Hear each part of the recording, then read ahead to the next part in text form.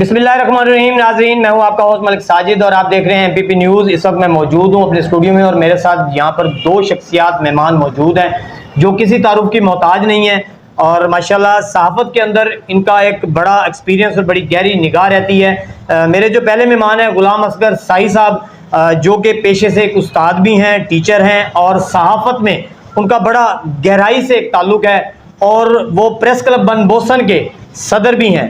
मेरी जो दूसरी मेहमान शख्सियत हैं आसिफ असलम चावन साहब, जो माशाल्लाह सहाफ़त के अंदर उनकी जो निगाह है, अक्सर हम देखते हैं कि एक एक लाइन एक एक लफ्ज़ को बड़ी गहराई से वो देख रहे होते हैं और माशाल्लाह मस्बत सहाफ़त में उनका एक नाम है। तो आज हमारे साथ ये स्टूडियो में मौजूद हैं। पहले तो मैं इन दोनों मेहमानों का शुक्रिया अदा करता हूँ कि इन्होंने हमें टाइम दिया। आज हमारा मौजू है सहाफ़त के ऊपर। आजकल सोशल मीडिया के हवाले से बड़ी मस्बत सहाफ़त भी हो रही है और मनफी सहाफ़त भी हो रही है। उसके ऊपर काफ़ी सारे बिल भी आए, उसके ऊपर काफ़ी सारे मामलात भी हुए।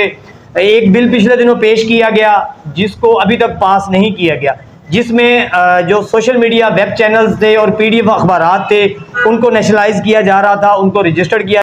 गुलाम असगर साई साहब, मेरा आपसे सवाल है कि सहाफ़त के हवाले से आपने माशाल्लाह प्रेस क्लब बनाया हुआ है और बाकी बड़े अरसे से आप काम कर रहे हैं और माशाल्लाह अक्सर देखा जाता है जब भी मुल्क पाकिस्तान के अंदर कोई भी आफत कोई मुसीबत आती है तो प्रेस क्लब बनबोसन नुमाया नज़र आता है। सैलाब हो, ज़लज़ला हो या किसी कोरोना के दिनों में भी आप लोगों की माशाल्लाह एक्टिविटी नज़र आई है। तो आप क्या समझते हैं कि जो सोशल मीडिया का सहाफ़ी है वो किस हद तक काम कर रहा है और किस तरह की सहूलियात उसको मिलनी चाहिए? बिस्मिल्लाहिर्रहमानिर्रहीम। सबसे पहले तो मैं MPP का शुक्रिया अदा करता हूँ, जनाब मलिक साजिद साहब का शुक्रिया अदा करता हूँ जिन्होंने मुझे सहाफ़त के मौजू पर जो है बोलने का एक मौका दिया है। तो प्रेस क्लब बनबोसन एक तहरीक का नाम है, एक समाजियत इन सोशल वर्किंग का नाम है। इसमें हम कलम को पॉजिटिव इस्तेमाल में लाने की कोशिश कर रहे हैं। बहुत सारे लोग हैं इस टाइम सहाफ़त में काम कर रहे हैं और वो लोग जो हैं वो कोई किसी का नौकर बना हुआ है, कोई किसी का मुलाजिम बना हुआ है, कोई किसी की आवाज़ बना हुआ है, लेकिन बहुत कम लोग हैं जो हक बोलते हैं, मज़लूम का साथ देते हैं और फिर वो मसाइल का शिकार भी होते रहते हैं। तो हमने कोशिश की है अपने इलाके में, क्योंकि बहुत ज़्यादा मसाइल हैं। एक तो हमारा मकसद इलाके का थाना जो है वो रोड से बहुत दूर है और इसके अलावा हमारे तालीम के मसाइल भी बहुत ज़्यादा हैं, इदारे बहुत कम हैं। सपोज जो है ना, दर्ज कॉलेज है ही नहीं पूरे बोसन रोड पर, रोड के ऊपर, और एक आधा इदारा है भी सही तो वो रोड से बहुत दूर है। और इसके अलावा जो है वो इंसाफ का कोई नाम नहीं है वहाँ। इंसाफ तरक्याती काम नहीं हो रहा है। 112 2 का दफ्तर वहाँ अड्डे बनबोसन पे बना के वापस ले लिया। वहाँ जो दो हमें बस मकसद उनकी मिली थी एम्बुलेंस से, वो वापस चली गई हैं। तो बहुत सारे मसाइल हैं, लेकिन प्रेस क्लब बनबोसन जो है वो इस सिलसिले में मेहनत कर रहा है। हमने फ्री मेडिकल सेंटर बनाए वहाँ लोगों को, ताकि सेहत के मसले में जो मसाइल हैं वो उनसे हल करें। इसके अलावा बहुत सारे स्कूलों की जो ज़मीन लोगों ने नाजायज़ कब्ज़ा किया हुआ था उनको अखबारात के ज़रिए वो हल कर रहे हैं, उनको वापस दिला रहे हैं, कब्ज़ा वागुजार करा रहे हैं और उनके मसाइल जो है एजुकेशन के जो मसाइल हैं वो एजुकेशन ऑफिसरों तक पहुँचा रहे हैं और बहुत सारे मसाइल हल भी होते जा रहे हैं और अभी बहुत सारे बाकी भी हैं। इसी तरह से लोगों को इंसाफ का मसला है, देहाती इलाके हैं, लोग लड़ते फिरते हैं, हमारे जो इंसाफ का निज़ाम है वो मज़ीद उनको आग लगाते हैं।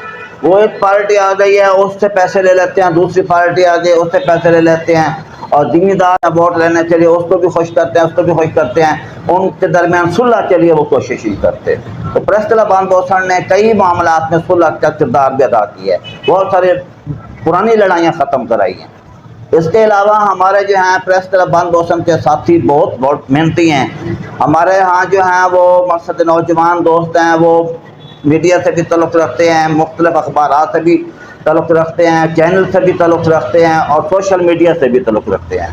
तो हम कोशिश कर रहे हैं कि वो नौजवानों को भी हम कोशिश करें कि वो सारे के सारे उनकी सोच मुस्बत जिस तरह है वो मुस्बत सहाफ़त में कदम रखें और ताकि एक दूसरे का साथ बने, और वो बहुत मुस्बत अंदाज में काम कर भी रहे हैं। हम उनके भी बहुत शुक्रगुजार हैं جیسے خاص طور پر ماں آصف اسلم چامن صاحب ہیں، یہ سب سے زیادہ جو ہے وہ پریس کلب بند و سنتا گروپ اور خبروں سے ٹاچی رہتے ہیں اور یہ سب خبروں پر نظر رکھتے ہیں. یہ ہمارے لیے فخر ہیں. ملک سجاد احمد بپی صاحب ہیں، اسی طرح ماں رفیع سیال صاحب ہیں، ملک ارسلان جویہ صاحب ہیں، ابھی ملک اشفاق صاحب ہیں، وہ ہمارے ساتھ چاچو ہیں، اور جناب ماں محمد رضوان خان صاحب ہیں، اور طیب خان صاحب ہیں، اور اسی طرح سے اور بھی ساتھی ابھی ممبر بنے ہیں.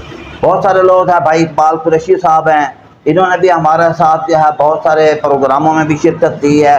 فرض کے سیلاب زدگان کی امداد کے لیے جو لوگوں نے چندے دیے اور جو ہم نے ہیلپ کرتے ہم وہاں تک پہنچے ہیں.